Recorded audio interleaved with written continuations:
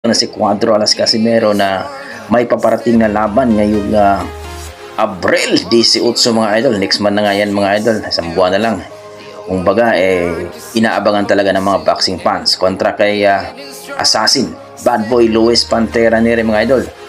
Ang kanilang paglalabanan dito ang WBE na bakante gold, kumbaga dito sa Super Bantamweight Division, at magsilbi daw itong eliminator bout dito sa WBE. Maganda ito mga idol.